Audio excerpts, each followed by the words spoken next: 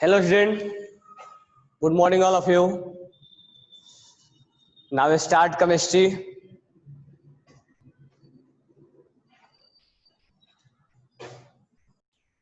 तो हमने आपको कल बॉर्न हेबर साइकिल दिया था होमवर्क में।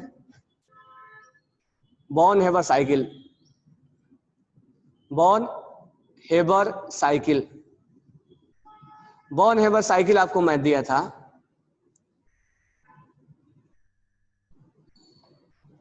तो हमने कल NaCl के लिए और MgO के लिए निकाल के दिया था आपको, ठीक है। अब यहां देखो, मैं अब एल्युमिनियम प्लस O2 Al2O3 के लिए मैं निकाल रहा हूं, ठीक है। दिया था नहीं, पता नहीं, बट मैं इसके लिए निकाल के तुम्हें बता रहा हूं। जो भी होगा सबके लिए बता देंगे यार। पहले AlCl3 के लिए बता देता हूं, ठीक है। पहले हमने दिया था शायद अल्युमिनियम क्लोराइड, MgCl2 भी दिया था। चलो MgCl2 के लिए पहले बताता हूं। Mg प्लस Cl2, MgCl2 के लिए दिया था मैंने। पहले क्लोराइड के लिए बताते हैं, फिर ऑक्साइड के लिए बताएंगे, बरोबर है। तो Mg सॉलिड फॉर्म में, ये गैसियस फॉर्म में, और ये सॉलिड फॉर्म में। इसको क्या बोल देंगे? डेल्टा HF, ठीक है। इसको हम क्या करेंगे? Mg से बदलेंगे, Mg किसमें? गैस में, वेपर में, डेल्टा H सब्लिमेशन। Mg से एक इलेक्ट्रॉन निकाला जाएगा, Mg प्लस बनेगा, इसको क्या बोलेंगे? IE1। Mg से Mg प्लस 2 बनेगा, इसको हम क्या बोलेंगे? IE2, ठीक है। यहां बॉन्ड तोड़ेंगे तो क्या बोलेंगे? Delta H bond dissociation energy. ध्यान देना, यहां पर हमें 2 से डिवाइड नहीं करना है। हमें 2 क्लोरीन चाहिए और 2 क्लोरीन मिल गया है हमें। ध्यान देना, हमें यहां पर प्रोडक्ट में 2 क्लोरीन चाहिए। हमें एक चाहिए होता तो हम 2 से डिवाइड करते, लेकिन हमें 2 चाहिए, तो मैं दोनों क्लोरीन को अलग अलग लिख रहा हूं। अब इसने क्या किया? एक इलेक्ट्रॉन लूज किया यहां से और एक इलेक्ट्रॉन यहां से लूज किया। अब ये 2 इलेक्ट्रॉन्स लूज हो गए, तो यहां पर एक क्लोरीन से Cl माइनस बनेगा, एक इलेक्ट्रॉन्स को ये गेन करेगा, 1 इलेक्ट्रॉन्स को ये गेन करेगा, और ये भी एक इलेक्ट्रॉन्स को क्या करेगा? गेन करेगा। तुम चाहो तो साथ में भी लिख सकते हो, कोई प्रॉब्लम नहीं। तुम चाहो तो ऐसे भी लिख सकते हो, 2Cl plus 2 electron, 2Cl minus. मैं थोड़ा समझने के लिए अलग अलग लिख रहा हूं। 1 इलेक्ट्रॉन गेन करेगा, ये एक लूज किया, इसने गेन किया, ये लूज किया, इसने गेन किया। यहां electron gain enthalpy, electron gain enthalpy 1 और 2 नहीं बोलेंगे, क्योंकि दोनों में सेम एनर्जी ये रिलीज करेगा। ये आप डायरेक्ट भी बोल सकते हो, ठीक है। लेकिन डायरेक्ट बोलोगे तो 2 बार इलेक्ट्रॉन गेन एंथैल्पी लिखना पड़ेगा, इसलिए मैं थोड़ा समझने के लिए अलग अलग ले आऊं। यहां से अब ये दोनों मिल जाएंगे, ये कंबाइन हो जाएगा, ये और ये आपस में टकराएगा, कोलिजन होगा, और कोलिजन होकर प्रोडक्ट बन जाएगा ये कंटेनर से, और यहां से लाइटिस एनर्जी निकल जाएगा, एनर्जी रिलीज हो जाएगा। अब बन जाएगा MgCl2, बन जाएगा ना। तो हम कैसे लिखेंगे इसको?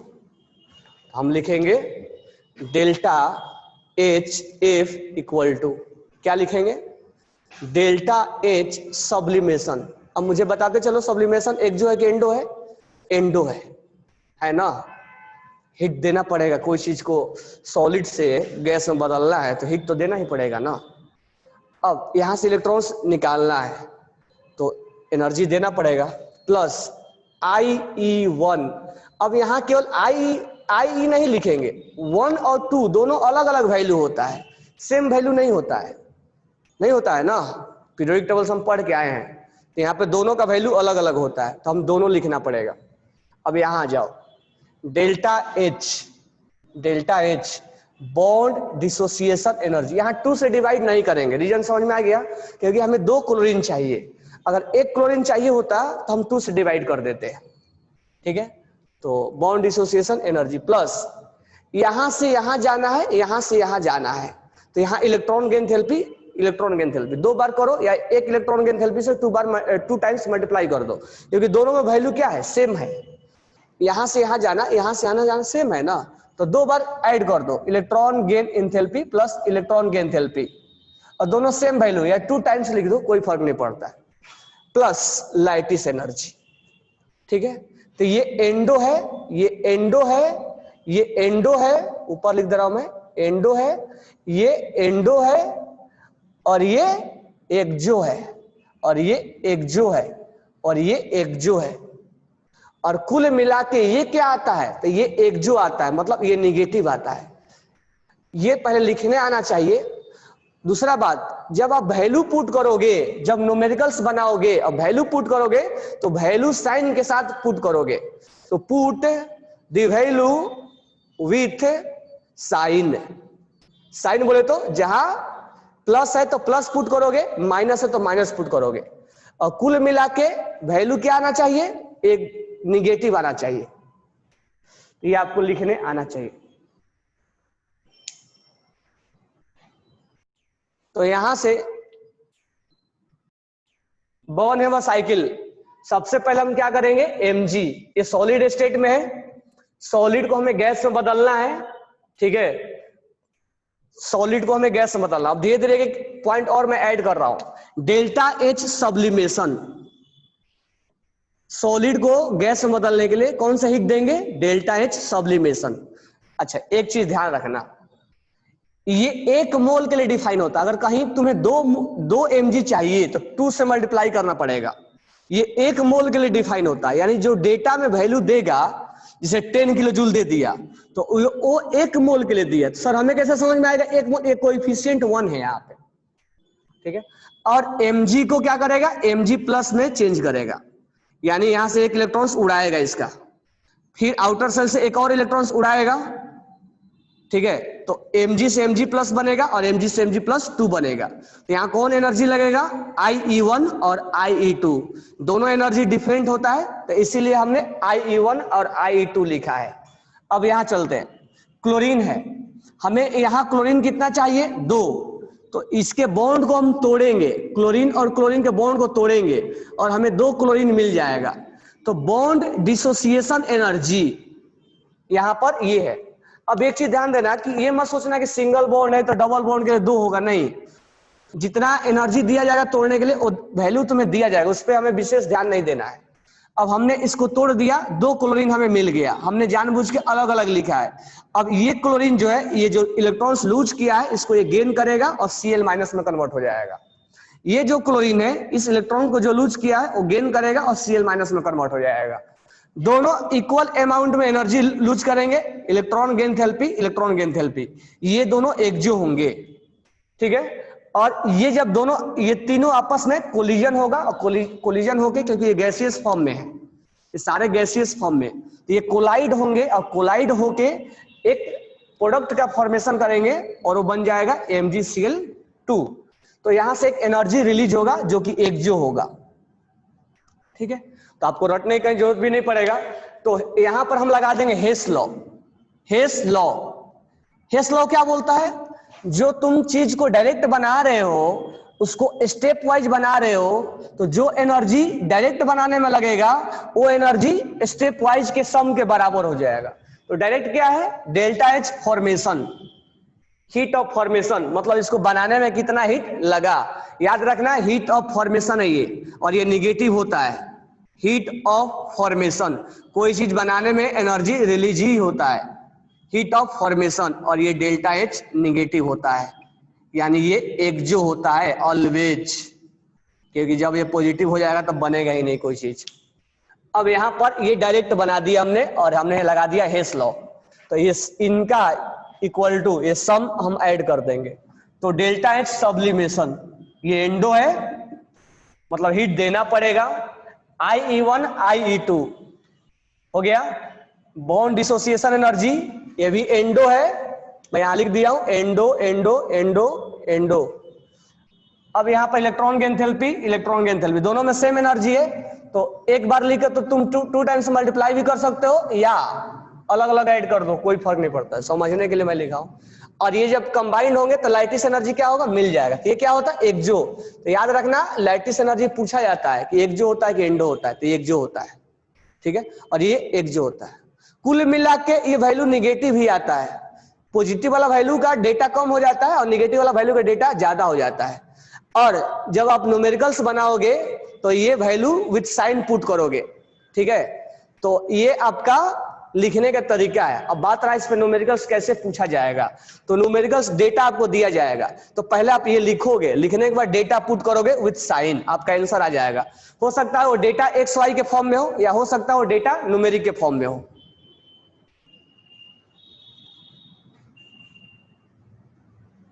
यहां पर हम 2 से डिवाइड नहीं करेंगे, क्योंकि हमें 2 क्लोरीन चाहिए ना। कल मैं इस चीज को डिस्कस किया था, हमें 2 क्लोरीन चाहिए। अगर एक चाहिए होता तो हम 2 से डिवाइड कर देते, नॉर्मली मैथ की तरह, यूनिटरी मेथड। एक क्लोरीन चाहिए होता तो हम 2 से डिवाइड कर देते। यहां जितना भी देखो उससे 2 से डिवाइड कर दो। या तुम्हें 2 चाहिए ना, तो एक के लिए क्या होगा, delta H bond dissociation energy. एक के लिए क्या होता था, डिवाइड बाई 2। तो 2 के लिए क्या होगा, 2। 3 के लिए क्या होगा, delta H bond dissociation energy divide by 2 into 3। 4 के लिए क्या होगा, डेल्टा एच, मतलब जितना तुम्हें चाहिए उसके अकॉर्डिंग वो मल्टीप्लाई करना पड़ेगा। इसमें रटने की कोई जरूरत नहीं है, बरोबर है क्या। कोई चीज क्यों ऐसा हुआ है उसको, जैसे मैं क्वेश्चन घुमाया इधर से उधर, तो जब क्वेश्चन घुमाएगा तो हम ऐसा चीज पकड़ के रखेंगे कि हम ना घूमे, यानी कि हम भी घूम गए उसी के साथ। अब यहां पर क्यों मल्टीप्लाई किया क्यों नहीं किया उसका रीजन होना चाहिए तुम्हारे पास, बरोबर है क्या।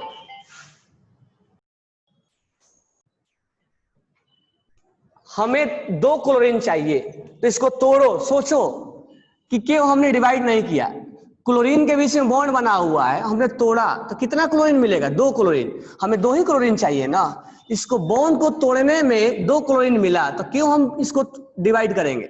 हमें 1 क्लोरीन चाहिए होता है, तो वो 1 मोल के लिए डिफाइन है, और हमें मिल रहा है 2 क्लोरीन। 1 के लिए क्या हो जाएगा, यूनिटरी मेथड से सोचो, डिवाइड बाई 2, बराबर है।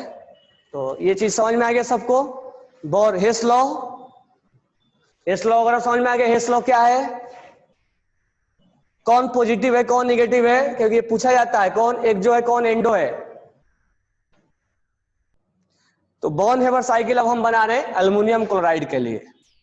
एल्युमिनियम किस फॉर्म में होगा, सॉलिड के फॉर्म में होगा, और क्लोरीन किस फॉर्म में होगा, Cl2 के। यहां क्या बनेगा, AlCl3 बनेगा, बनेगा ना।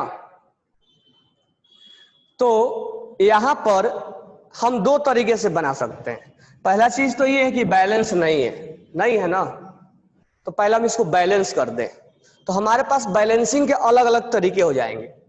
हम बैलेंसिंग को ऐसे भी कर सकते हैं, aluminium plus chlorine AlCl3 balancing. और हम चाहे तो यहाँ 2 लगा दो, और यहाँ 2 लगा दो, और यहाँ 3 लगा दो, 3 लगा दो, ऐसे भी हम कर सकते हैं, बराबर है। एक बैलेंसिंग में तुम्हें और सिखा रहा हूं, एल्युमिनियम है, क्लोरीन है, और यहाँ पर AlCl3 है। यहाँ एल्युमिनियम 1 है, यहाँ 1 है, यहाँ 3 है, यहाँ 2 है, तो क्यों ना मैं 3/2 से मल्टीप्लाई कर दूं, ये और आसान हो जाता है। दोनों से आंसर सेम आएगा। ये मत सोचना कि बैलेंसिंग इस तरीके का आंसर अलग आएगा और इस तरह का आंसर अलग आएगा, नहीं।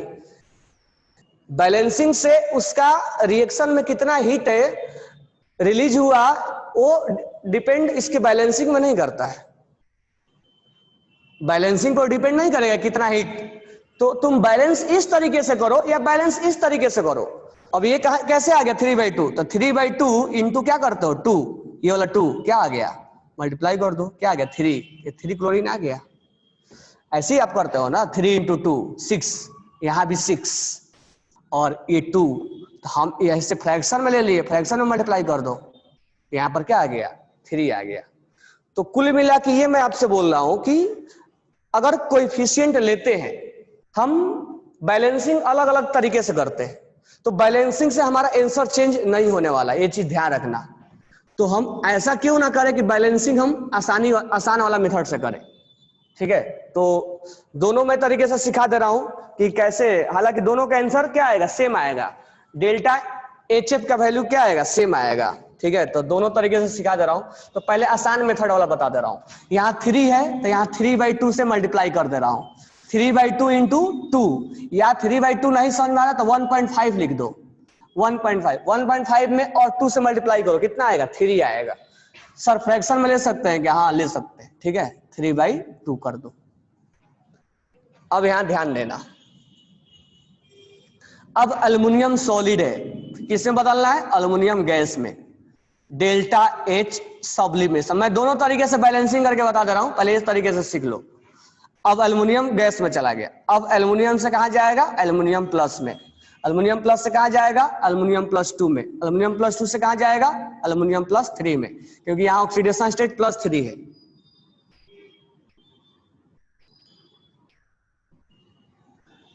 ऐसा करते हैं, एक्सचेंज हम कर रहे हैं, एक्चुअली में एक कोवैलेंट बॉन्ड इसमें बन जाता है, तो इसमें हम फ्लोरीन लेते हैं, क्लोरीन के जगह पे फ्लोरीन लेते हैं, बरोबर है, सब कुछ वहीं रहेगा, क्लोरीन की जगह पे फ्लोरीन ले लेते हैं, क्योंकि मोस्टली आयनिक बॉन्ड के लिए हम निकालते हैं और ये कोवैलेंट बॉन्ड बन रहा था तो हम फ्लोरीन के लिए निकालते हैं, ठीक है।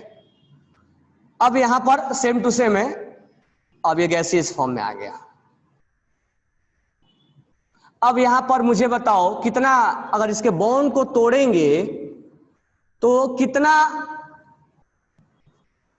कितना होगा, कितना फ्लोरीन मिलेगा? 3 फ्लोरीन मिलेगा ना, क्योंकि बैलेंस है ये, तो 3 फ्लोरीन मिलेगा, तो हम कितना यहां लिखेंगे? 3 फ्लोरीन लिखेंगे, 1 2 3, मिलेगा कि नहीं मिलेगा 3 फ्लोरीन? तो बताओ bond dissociation energy delta H, bond dissociation energy क्या करना पड़ेगा? क्या करना पड़ेगा? तो यहां जो वैल्यू होता है ये 1 मोल के लिए डिफाइन होता है, याद रखना, ये 1 मोल के लिए होता है, और यहां पर तुम कितने मोल के लिए निकाल रहे हो? ये मोल बताएगा, 3/2 मोल के लिए निकाल रहे हो, तो delta H bond dissociation energy into 3/2, यानी जितना यहां पर होगा उससे आपको मल्टीप्लाई करना पड़ेगा, क्योंकि ये 1 मोल के लिए डिफाइन होता है। कोई भी वैल्यू इसमें दिया जाएगा तो 1 मोल के लिए डिफाइन होगा, और यहां पर यहां पर हमने क्यों नहीं मल्टीप्लाई किया? क्योंकि यहां पर कोएफिशिएंट में 1 है, बरोबर है क्या? तो यहां पर हमें बॉन्ड डिसोसिएशन एनर्जी 3/2 से मल्टीप्लाई करना पड़ेगा, क्योंकि जो डेटा दिया जाएगा क्वेश्चन में वो 1 मोल के लिए डिफाइन होगा, it will be defined for 1 मोल, और हमें कितना के लिए चाहिए? 3/2 के लिए चाहिए। तो पहले हमें बैलेंस करना है, और सिंपल सा है, जो डेटा दिया जाए उसमें 3/2 से मल्टीप्लाई कर दोगे, तो यहां पर लिख देंगे delta H bond dissociation energy into 3/2, हो गया हमारा काम। तो यहां से हमें 3 फ्लोरीन मिल जाएगा। अब ये 1 लूज किया है, 2 लूज किया है, 3 लूज किया है। पहला लूज करने में एनर्जी I1, दूसरा लूज करने में I2, तीसरा लूज करने में I3, 1 लूज किया है तो फ्लोरीन से फ्लोरीन माइनस बन जाएगा, इलेक्ट्रॉन गेन एंथैल्पी, फ्लोरीन से fluorine minus, electron gain enthalpy. यहां पर ये डेटा दोनों सेम होगा, फ्लोरीन से fluorine minus, electron gain enthalpy. ये 3 इलेक्ट्रॉन्स लूज किया है तो ये 3 एक एक करके गेन कर लेगा। लॉस और गेन इक्वल होना चाहिए, कहीं बचना नहीं चाहिए, लॉस और गेन इक्वल होना चाहिए, इसीलिए बैलेंस, इसीलिए क्या होता है, चार्ज क्रॉस मल्टीप्लाई करते हैं हम, ताकि जितना लॉस करे इलेक्ट्रॉन्स उस कंटेनर में नहीं बचना चाहिए, जितना इसने लॉस किया उतना ये गेन करना चाहिए। अब ये बन गया 3 फ्लोरीन, ये किस फेज में आ गया? गैसियस फेज में। तो अब ये तीनों आपस में क्या हो जाएंगे? मिल जाएंगे, ये आपस में, ये फ्लोरीन, ये और ये आपस में मिलके AlF, और इनके बीच में बॉन्ड कौन सा बनेगा? इनके बीच में, इनके और इनके बीच में, जैसे अल्युमिनियम के बीच अल्युमिनियम +3 है, इसके साथ कौन आगे चिपक जाएगा? फ्लोरीन आगे चिपक जाएगा। इसके साथ और कौन आगे चिपक जाएगा? फ्लोरीन आगे चिपक जाएगा। और इसके साथ और कौन आगे चिपक जाएगा? फ्लोरीन आगे चिपक जाएगा। यही आयनिक बॉन्ड बन गया इसके बीच में। This one is ionic bond, this one is ionic bond. ये आपस में नहीं चिपकेंगे, बरोबर है क्या? इनमें तो रिपल्सन हो जाएगा। ये आयनिक बॉन्ड का फॉर्मेशन हो गया इसके बीच में, ये बन गया AlF3। अब जब ये आपस में, जब इसके पास ये गया होगा चिपकने, तो एक एनर्जी रिलीज हुआ होगा, that is known as lattice energy, और ये सॉलिड के टर्म में बन गया होगा। तो ये जब आपस में चिपके होंगे तो एनर्जी रिलीज हुआ होगा। क्यों रिलीज हुआ होगा? क्योंकि स्टेबल बना होगा, ये भी अनस्टेबल है, अनस्टेबल से कहां गया होगा? स्टेबल बना होगा। तो बॉन्ड तो आयनिक बना, लेकिन एनर्जी कौन रिलीज हुआ? Lattice energy. तो एनर्जी अलग चीज है और बॉन्ड अलग चीज है। बॉन्ड मतलब दोनों के साथ चिपकना, दोनों एटम्स कंबाइंड होना, बाइंड होना, तो बाइंड एक ग्लू से हो रहा है, एक बॉन्ड से हो रहा है, और जब बाइंड हो रहा है तो उसके बाद एनर्जी रिलीज हो रहा है, that is known as lattice energy. तो इसका डिफिनेशन होता है गैसियस फेज केटायन और गैसियस फेज एनायन जब कंबाइंड होते हैं तो एनर्जी रिलीज होता है, that is known as lattice energy. ठीक है, ये हमारा बन के तैयार हो गया। तो अब हम इसको कैसे लिखेंगे, तो हेस लॉ लगा देंगे अकॉर्डिंग टू हेस लॉ। हेस लॉ क्या लिखेंगे, डेल्टा एच एफ, यहां लिखा नहीं मैंने, तो ये डायरेक्ट बनाने का तरीका है जो आप अभी तक 9th 10th में डायरेक्ट बनाते थे, जो डायरेक्ट बनाते थे अभी 9th 10th में, ये थोड़े ये नहीं बनाते थे आप डायरेक्ट ये बनाते थे, बैलेंसिंग करते थे। तो जो डायरेक्ट बनाते हो उसका क्या नाम देंगे, हीट ऑफ फॉर्मेशन, बनाने में कितना हीट रिलीज हुआ होगा। तो delta H F equal to क्या क्या लिखेंगे, delta H sublimation plus IE1 IE2 IE3, IE1 plus IE2 plus IE3 plus 3 times कर दो या तीन बार ऐड कर दो, जो मर्जी करे वो करो, क्योंकि यहां पर वैल्यू सेम है, यहां पर तीनों का वैल्यू इक्वल है, तो यहां 3 टाइम्स कर दो या और प्लस लाइटिस एनर्जी। ठीक है, कौन पॉजिटिव होगा नेगेटिव होगा बता दिया मैंने, वैल्यू कैसे पुट करना वो बता दिया, ये लिखना मस्ट है, ये लिखने आना चाहिए, ये हमें लिखने आना चाहिए। If you divide upper equation by 2 get down, हाँ यहां अगर 2 लिखेंगे तो 2 से मल्टीप्लाई करना पड़ेगा, वो मैं धीरे धीरे बता रहा हूं, अभी यहां पर मुझे मालूम है कंफ्यूजन आता है, वो धीरे से एक बार एक्सप्लेन कर रहा हूं मैं अलग से। तो ये लिखने आ गया सबको, किसी को इसमें डाउट, यहां पर मैं थोड़ा सा बता दे रहा हूं अलग से, अभी इसलिए नहीं बता रहा हूं कि अभी मैं यहां पर अभी मल्टीप्लाई करने वाला हूं, अभी इसका दूसरे इक्वेशन के थ्रू मैं बता रहा हूं, वो धीरे धीरे बताते बताते अपने आप समझ में आ जाता है कि क्या करना होता है, क्यों करना होता है। तो ये चीज समझ में आ गया सबको। चलो अब ये मैंने बैलेंसिंग ऐसे किया था, अब मैं बैलेंसिंग दूसरे तरह से करके करता हूं। ठीक है, जरूरी नहीं कि मैं बैलेंसिंग, तो ये लिखने का तरीका हो सकता है चेंज हो जाए, लेकिन कुल मिला के डेटा क्या आएगा, सेम आएगा। तो बैलेंसिंग करने से ये इस एनर्जी पे कोई इफेक्ट पड़ता नहीं है, बरोबर है क्या, कि बैलेंसिंग हमने इस तरीके से किया सर तो गलत हो जाएगा क्या, इस तरीके से किया तो गलत हो जाएगा, नहीं उसमें गलती नहीं होगी। ठीक है, कहीं ना कहीं वो एक दूसरे से कंपनसेट हो जाते हैं। तो अगर मैं लिखूं एल्युमिनियम प्लस फ्लोरीन F2 और यहां लिख दूं AlF3, अब मैं बैलेंसिंग करूं यहां पे 2 ऐसे लिख के, और यहां पर लिख दूं 3 और यहां लिख दूं 2, अब मैं ऐसे बैलेंसिंग करूं तो हो सकता है कि हमारे लिखने का तरीका चेंज हो, लेकिन कुल मिला के जो वैल्यू आएगा डेल्टा HF का, जो वैल्यू आएगा डेल्टा HF का वैल्यू पहले वाला केस में जो हमने निकाला और इस केस में दोनों इक्वल आएगा। उस पे कोई चीज बन रहा है उसके कोएफिशिएंट से क्या लेना देना है, कोएफिशिएंट का मतलब ये होता है कि ये इसके बराबर का एटम आके टकरा रहे हैं। अब इसको हम कैसे निकालेंगे, अब ध्यान से सुनना है इसको कैसे निकालेंगे। अब यहां पर अब देखो यहां से एल्युमिनियम को किस में बदले, डेल्टा H गैस में बदले, तो यहां क्या लिखते थे, डेल्टा H सब्लिमेशन लिखते थे। अब बताओ ये कितने मोल के लिए डिफाइन है, 1 मोल के लिए। अब ये कितना आ गया, यहाँ पे 2 आ गया, यानी 2 को गैस में बदलना है ना, अभी तक तुम एक ही को बदल रहे थे गैस में, अब तुम 2 एल्युमिनियम को गैस में बदलोगे, 1 एल्युमिनियम को गैस में नहीं बदलोगे, अब 2 एल्युमिनियम को गैस में बदलोगे, यानी 2 एल्युमिनियम के एटम को यानी 2 मोल को गैस में बदलोगे। इस चीज समझ में आया। यहां पर अगर कोएफिशिएंट है उतना से मल्टीप्लाई कर देने का। ठीक है, अब यहां मैं 2 एल्युमिनियम को अलग अलग लिख रहा हूं, जानबूझ के लिख रहा हूं ताकि आप कंफ्यूजन में ना हो। अब 1 एल्युमिनियम से क्या बनेगा, एल्युमिनियम प्लस 2 और एल्युमिनियम प्लस 3 बनेगा ना। और यहां से क्या बनेगा, एल्युमिनियम प्लस, क्योंकि यहां 2 एल्युमिनियम है, एल्युमिनियम प्लस 2 और एल्युमिनियम प्लस 3, तो यहां लिखेंगे IE1 IE2 और IE3। अच्छा, ये वैल्यू और ये वैल्यू क्या होगा, सेम होगा ना, ये वैल्यू और ये वैल्यू क्या होगा, सेम होगा, ये वैल्यू और ये वैल्यू क्या होगा, सेम होगा। तो हमें 2 एल्युमिनियम मिल गए। अब यहां से देखो फ्लोरीन को हमने तोड़ा, तो फ्लोरीन को तोड़ोगे तो कितना फ्लोरीन मिलेगा, 2, और 2 फ्लोरीन मिला, और यहाँ 3 से मल्टीप्लाई है तो इंटू 3 कितना फ्लोरीन मिल गया, 6 फ्लोरीन मिल गया। तो हमें यहाँ पर जो डेटा दिया जाएगा delta H bond dissociation energy, वो 1 के लिए दिया है, और तुम कितना तोड़ रहे हो, 3, 3 तोड़े तो 6 मिल रहा है तुम्हें। आप यहां से किससे मल्टीप्लाई करोगे? 3 से करोगे, क्योंकि this one is defined for 1 mole, this one is defined for 1 mole, this one is defined for 1 mole, this one is defined for 1 mole, this one is defined for 1 मोल। हर चीज 1 मोल के लिए डिफाइन होता है, दिया हो या नहीं दिया हो। तो यहाँ हमने 3 से मल्टीप्लाई कर दिया, जो भी डेटा होगा उसमें 3 से हम मल्टीप्लाई कर देंगे। कितना फ्लोरीन मिल जाएगा? 6। तो मैं क्यों नहीं यहां से 1 2 3 4 5 6 इलेक्ट्रॉन लूज हुआ है, तो मैं एक ही बार लिख दे रहा हूं। ठीक है, यहां से मैं एक ही 6 टाइम्स लिखना पड़ेगा मुझे। तो 6 इलेक्ट्रॉन क्या हुआ? गेन हुआ। तो यहां से एनर्जी कौन रिलीज होगा? Electron gain enthalpy. क्या बनेगा? 6F माइनस बनेगा। तो यहां से 2 4 6 6 इलेक्ट्रॉन्स लॉस हुए, तो 6 यहां से गेन हो जाएंगे। हो जाएगा कि नहीं हो जाएगा? यहाँ ये हो जाएगा। अब ये आपस में मिल जाएगा, ये दोनों और ये आपस में, अल्युमिनियम और अल्युमिनियम ये आपस में कंबाइंड होकर ये बन जाएगा।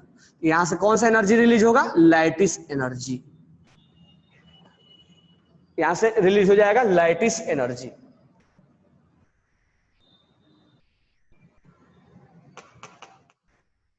अब यहां से लिखने का तरीका हमारा चेंज होगा। कैसे? ध्यान से सुनना। अब अभी तक हम डेल्टा एच एफ लिख रहे थे। डेल्टा एच एफ कितने के लिए डिफाइन होता है? 1 मोल के लिए डिफाइन होता है। मतलब 1 मोल बनाने में, और आप कितने मोल बना रहे हो? 2। तो यहाँ 2 से आपको मल्टीप्लाई करना पड़ेगा, क्योंकि ये डेटा 1 के लिए दिया रहता है। इसमें ये चीज थोड़ा प्रॉब्लम हो जाए, इसीलिए बेटर ये होता है कि जो मैं सिंपल तरीका बताया आपको इक्वेशन बैलेंस करने के लिए, वो ज्यादा बेटर रहेगा। बराबर है, वो ज्यादा बेटर रहेगा। यहाँ डिवाइड बाई 2 नहीं करेंगे, ये इसको 1 मोल बनाने के लिए ये डिफाइन होता है। हर चीज 1 मोल के लिए डिफाइन होता है। लेकिन आप कितने मोल बनाए हो? 2 मोल, तो 2 से डिवाइड करना पड़ेगा। तो ये चीज, ये तरीका आए या ना आए कोई प्रॉब्लम नहीं, आप सिंपल तरीके से इसको बैलेंस करो, बेटर रहता है। अब यहां से इक्वल टू, अब यहां डेल्टा एच सब्लिमेशन इंटू 2। अब यहां पर 2 टाइम्स IE1, देखो इससे पहले वाला जो बैलेंसिंग किया है और ये वाला दोनों सेम हो जाएगा। देखना डेटा यहाँ पे सेम आ जाएगा। IE1 plus IE2 plus IE3 हो जाएगा ना 2 टाइम्स, क्योंकि ये और ये 2 बार है, तो 2 टाइम्स हो जाएगा। और ये कितना हो जाएगा? 6 टाइम्स इलेक्ट्रॉन गेन इंथैल्पी, क्योंकि ये 6 टाइम्स 6 बार ऐड होगा, प्लस अब यहां क्या होगा? कितना टाइम्स लैटिस एनर्जी? 2 टाइम्स होगा लैटिस एनर्जी ना? नहीं होगा, लैटिस एनर्जी भी 1 मोल के लिए होता है। तो ये 1 के लिए और ये 3, ये 1 और ये 3, ये 1 और ये 3, तो 2 बार मल्टीप्लाई हो जाएगा। अब देखो यही डेटा आ गया। अब इससे पहले वाला डेटा जो निकाला था मैंने, उससे इसको मल्टीप्लाई, देखो आ रहा है कि नहीं आ रहा? सब जगह तुम 2 से डिवाइड कर दो, divide by 2, divide by 2, divide by 2 करो। तो डिवाइड बाई 2 करोगे, डेल्टा एच क्या आ जाएगा? ये सब जगह करोगे तो वही वाला आंसर आ जाएगा। आएगा कि नहीं आएगा? बॉन्ड डिसोसिएशन नहीं लिखा क्या? हाँ वो भी लिख दो। Bond dissociation energy, bond dissociation energy into 3 times. तो ये थोड़ा टफ हो जाता है। टफ बोले तो लेंदी, तो लेंदी हमें करने की क्या जरूरत है? लेंदी उस चीज को बनाने की क्या जरूरत है? तो ऐसा बैलेंस करे, देखो तुम्हें बैलेंसिंग का मैं आसान तरीका बता रहा हूं। ऐसे बैलेंस करो, ऐसे बैलेंस करो कि यहां पर और यहां पर कोई प्रॉब्लम ना हो। यहां पर कोएफिशिएंट लाने की कोशिश मत करना। इस 2 जगह पे, इस 2 जगह पे कोएफिशिएंट लाने की कोशिश मत करना। जब भी बैलेंस होगा तो यहां से बैलेंस करना, इसको इधर उधर करना। तो ये 3 चाहिए तो 3/2 से मल्टीप्लाई कर दो। सिंपल सा बैलेंसिंग हो गया हमारा। यानी जब भी डिस्ट्रीब्यूट होगा वो होगा। ठीक है, तो अगर इसको आप नहीं भी समझ पाए हो तो इससे, ये वाला से करो। इसमें कोई मैं अल्टरनेट तरीका बताया कि कैसे आपको जानना है। ठीक है, तो ये अल्टरनेट तरीका है, अदरवाइज आप इससे करो, कोई प्रॉब्लम नहीं है। जैसे जैसे आप और स्टडी करते जाओगे तो थोड़ा मोल के बारे में जानेंगे तो थोड़ा और समझ में आएगा। तो सिंपल सा तरीके से करो, बिल्कुल वही, दोनों का आंसर एक ही होता है। ठीक है, अब हम नेक्स्ट स्टार्ट करते हैं। अल्युमिनियम नाइट्राइड बनाते हैं। अल्युमिनियम प्लस नाइट्रोजन N2 क्या बनाते हैं? Aluminium nitride. ठीक है, ये सॉलिड स्टेट में है और ये गैसियस स्टेट में है और ये सॉलिड स्टेट में है, ठीक है, डेल्टा एच एफ। अब मुझे बताओ सॉलिड को किस में बदलेंगे, गैस में, तो बैलेंस है ना, नहीं बैलेंस है, बैलेंस नहीं है ना, तो यहाँ क्या कर दो, सिंपल सा हाफ से मल्टीप्लाई कर दो। अब ये बैलेंस करने के लिए यहाँ ऐसे मत कर देना कि 2 है तो यहाँ 2 लगा दो, तो ये 2 हो गया तो 2 और ये 2 बैलेंस हो गया, ये प्रॉब्लम क्रिएट कर देगा आपको। सिंपल सा कैसे बैलेंस करना है, तो अल्युमिनियम यहां पर एक एक लाने की कोशिश करना, यहां पर एक ही रहना चाहिए। अब यहाँ नाइट्रोजन 1 है, यहाँ 2 है, तो यहाँ 1/2 से मल्टीप्लाई कर दो, तो 1/2 इंटू 2 बैलेंस हो गया, 1 आ गया हमारा। तो ये सिंपल बैलेंसिंग, इसमें हमें क्वेश्चन गलती होने का सवाल नहीं रहता है। तो अल्युमिनियम से हमने किस में बदला, गैस में, तो डेल्टा एच एफ सब्लिमेशन हो गया ना, सब्लिमेशन। अब एल्युमिनियम से क्या करना है, एल्युमिनियम प्लस बनना है, एल्युमिनियम से प्लस से एल्युमिनियम +2, अब एल्युमिनियम प्लस से क्या बनाना है, एल्युमिनियम +3, तो यहाँ पर लिखना है IE1 और यहाँ लिखना है IE2, यहाँ लिखना है IE3। बराबर समझ में आया ये। अब यहाँ पर बॉन्ड तोड़ना है, तो नाइट्रोजन के बीच में ट्रिपल बॉन्ड होता है, ये तोड़ने वाला एनर्जी दिया जाएगा, तो delta H bond dissociation energy, ये 1 मोल के लिए डिफाइन है, तो delta H bond dissociation energy. अब यहाँ 2 है, सॉरी 1/2 है, तो 1/2 से मल्टीप्लाई कर दो, क्यों, क्योंकि ये 1 मोल के लिए डिफाइन होता है, this one is defined for 1 मोल। तो यूनिटरी मेथड क्या बोलता है, हाफ के लिए क्या होगा, हाफ से मल्टीप्लाई कर दो। तो यहां पर हमें कितना नाइट्रोजन मिलेगा, यहां पर हमें 2 नाइट्रोजन नहीं मिलेगा, 1 ही नाइट्रोजन मिलेगा, क्योंकि हमने बैलेंस किया है ना, तो हमें 1 ही नाइट्रोजन मिलेगा। अब 1 नाइट्रोजन इस इलेक्ट्रॉन्स को जो लूज किया है वो गेन करेगा, n से n माइनस बनेगा ना। अब n से n-2 बनेगा, ये दूसरा गेन करेगा और ये तीसरा गेन करेगा, n से n-3 बनेगा। तो यहाँ इलेक्ट्रॉन गेन एंथैल्पी यहाँ पर लिखना पड़ेगा आपको, क्योंकि ये वैल्यू इलेक्ट्रॉन गेन एंथैल्पी 2 ये अलग अलग आएगा ना, हो सकता है कोई पॉजिटिव है कोई नेगेटिव है। अब ये दोनों गैसियस फेज में मिल जाएंगे और क्या बन जाएगा, ये बन जाएगा, इसको हम बोल देंगे लैटिस एनर्जी। तो यहाँ पर क्या हो जाएगा, delta H F equal to, ये 1 मोल बना है, अब यहां पर क्या होगा, delta H sublimation plus IE1 IE2 IE3, IE1 IE2 IE3 plus bond dissociation energy divided by 2, समझ में आ गया, ओके 2 हमने किया है क्योंकि यहां पर 1/2 है, plus electron gain enthalpy 1 plus electron gain enthalpy 2 plus electron gain enthalpy 3 plus lattice energy. ये लिखने आ गया तो 90% क्वेश्चन सोल्व हो जाता है। तो अल्टरनेट तरीका से सीखना है, समझ में आ गया सिद्धांत। कोई डाउट कहीं पर भी किसी को कि सर हाफ से क्यों मल्टीप्लाई हो गया, ये क्या हो गया सर, बैलेंसिंग करते समय क्या करेंगे, मैं सब कुछ बता दिया कि बैलेंसिंग प्रॉब्लम कहाँ आएगा और आपको प्रॉब्लम होगा, क्योंकि आप अभी थर्मोडायनामिक्स नहीं पढ़े हो, तो उसमें प्रॉब्लम आएगा आपके साथ। तो मैं खुद ही एक्सेप्ट कर रहा हूँ कि प्रॉब्लम आएगा, लेकिन उस प्रॉब्लम का सोल्यूशन मैं बता रहा हूँ अभी के लिए क्या है। बाद के लिए आप कैसे भी करो कोई प्रॉब्लम नहीं, अभी के लिए बैलेंसिंग करते, बाद के लिए भी यही आसान पड़ता है कि बैलेंसिंग करते समय कौन कॉम्प्लेक्स बनाने जाए। बैलेंसिंग करते समय यहाँ 1 और 1 का हम सोचेंगे 1 और 1 है, तो यहां पर ही बैलेंसिंग करें हम, ठीक है। और ये जितने भी चीजें डिफाइन है, यहां पर जितने भी चीजें डिफाइन होता है, जितना भी यहाँ टर्म आ रहा है सब 1 मोल के लिए डिफाइन होता है। तो अगर कोएफिशिएंट 2 आ गया तो 2 से उसमें मल्टीप्लाई कर दो, 1 आ गया तो 1 से, तो हाफ आ गया तो हाफ से मल्टीप्लाई कर दो, बराबर है क्या, बराबर है ना। अब तुम बोलोगे सर NaCl में आपने ऐसे थोड़े ना बताया था, बताया था ऐसा ही, मैं समझाया था अलग तरीके से, NaCl था उस समय, मोल मैं नहीं बताया था आपको।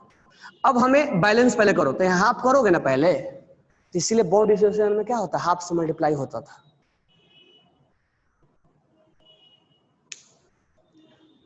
ईश्वर, how to understand lattice energy is IE1 और IE2।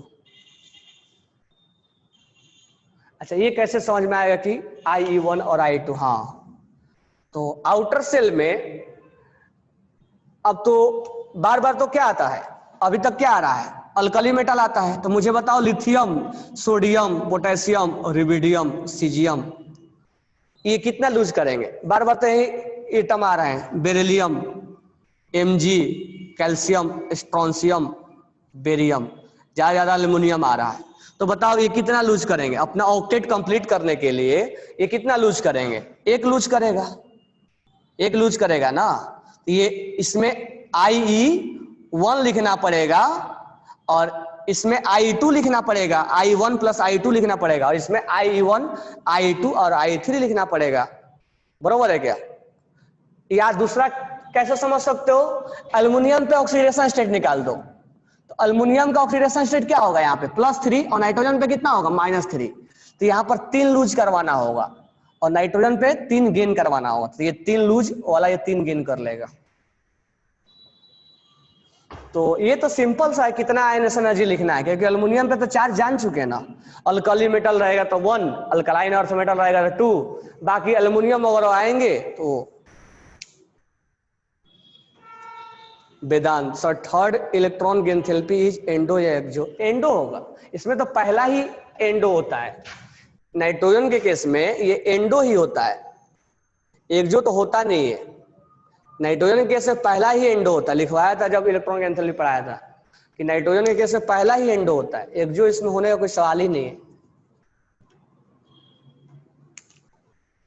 फिर भी इसका लैटिस एनर्जी इतना ज्यादा होता है। अब तुम सर बोलोगे सर इसका फिर निगेटिव कैसे आ जाएगा?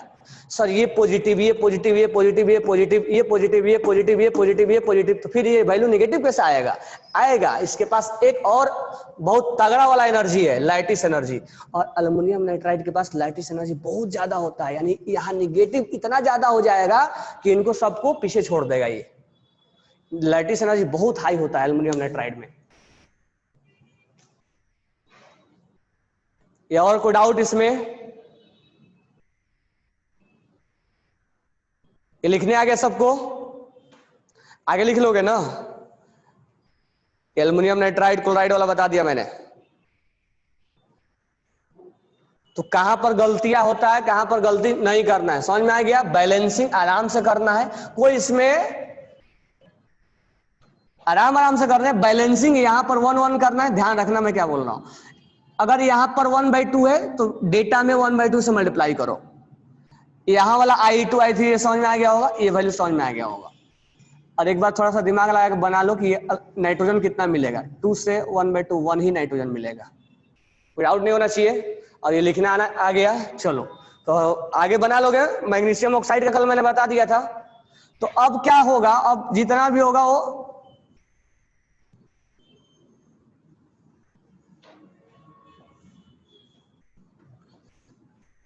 चलो एक और बता दे रहा हूं। पहले सोडियम ऑक्साइड, तो ये क्लोराइड बता दिया, नाइट्राइड भी बता दिया। अब ऑक्साइड का बता रहा, ऑक्साइड का बता रहा। पहले स्टार्ट करते हैं सोडियम से। सोडियम प्लस ऑक्सीजन क्या बना? Na2O, Na2। अब यहां पर हम तुम्हें 2 तरीके से सिखा रहे हैं। अब यहां पर 2 तरीका ये होगा कि इसको बैलेंसिंग हम कैसे करें, क्योंकि इसको बैलेंस करना होगा। तो बैलेंसिंग करते समय इसको जैसा है वैसा ही रहने दो। यहाँ ऑक्सीजन 1 है तो 1/2 से कर दो, 2 नाइट्रो वो है सोडियम है तो 2 से मल्टीप्लाई कर दो, बस। ज्यादा कैसे देखो, हम अभी तक क्या बताए थे कि यहां और यहां 1 रखने की कोशिश करो। बाय द वे यहां और यहां 1 नहीं रह पा रहा है तो यहां रखने की कोशिश करो। क्यों? तो मैं बताऊंगा अभी क्यों। क्योंकि यहां पर रखोगे तो डेल्टा HF से मल्टीप्लाई करना तुम भूल जाओगे, क्योंकि ये जल्दी डेल्टा HF जो लिखोगे उसमें 2 से मल्टीप्लाई करना भूल जाओगे तुम। तो ये डेल्टा HF यहाँ पर 1 से ही रखना पड़ेगा, 2 रखोगे तो 2 से मल्टीप्लाई करना पड़ जाएगा इसमें। अब इसको हम बनाते हैं, तो ये सॉलिड स्टेट में है। अच्छा, 2 सोडियम को हमें क्या बनाना पड़ेगा? गैसियस स्टेट में। तो डेल्टा H सब्लिमेशन, अब ये वैल्यू कितने के लिए डिफाइन है? 1 के लिए, लेकिन सोडियम कितना है? 2, तो हमें 2 से मल्टीप्लाई करना पड़ेगा। तो 2 सोडियम हमें मिल गया, मैं 2 सोडियम को अलग अलग लिख रहा हूं। ये 2 सोडियम अपना ऑक्टेट कंप्लीट करेगा, तो यहां से इलेक्ट्रॉन्स लूज करेगा, तो यहां IE1 और यहां IE1 दोनों वैल्यू सेम होगा, ये गैसियस स्टेट में बन गया। ठीक है, अब यहां पर हम बात करते हैं, यहां ऑक्सीजन एक ही है, यहां हमने बैलेंस कर दिया है। तो ऑक्सीजन और ऑक्सीजन, अब ये सोचना भी नहीं है तुम्हें, delta H bond dissociation energy into 1/2, simple सा कर देना है। और तुम बोलोगे सर कितना ऑक्सीजन मिलेगा? ये तो बैलेंस है, बैलेंस में तो देखो कितना ऑक्सीजन मिल रहा है, एक ही ऑक्सीजन मिल रहा है। अब ये ऑक्सीजन ये जो लूज किया है उसको गेन करेगा, और ये जो लूज किया है उसको गेन कर लेगा। तो यहाँ इलेक्ट्रॉन गेन इंथैल्पी ये एक्सो होगा, और ये इलेक्ट्रॉन गेन इंथैल्पी एंडो होगा। ठीक है, अब ये दोनों, ये सोडियम और ये सोडियम और ये आपस में मिल जाएंगे, और मिल के क्या बन जाएंगे? ये बन जाएगा। और एनर्जी कौन सा रिलीज होगा? Lattice energy, lattice energy release होगा। ठीक है, तो हम क्या लिखेंगे? डेल्टा HF इक्वल टू क्या होगा?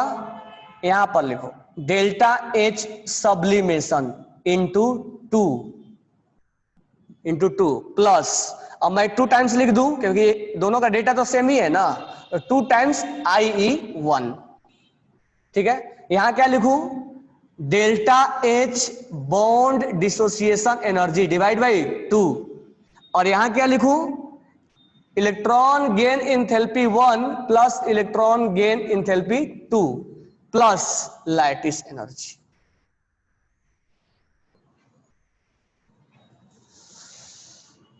RHS में 1/2 और हाँ, कुछ भी ले सकते हो, कोई प्रॉब्लम नहीं, बस इतना चीज को ध्यान में रखना है कि उस चीज को उससे मल्टीप्लाई करना पड़ेगा, बस इतना ही मैं बोल रहा हूं, और कोई चीज इसमें है नहीं, ये कोई रटने की जरूरत नहीं है। बस एक चीज लाइन में ध्यान रखना कि this one is defined for 1 मोल।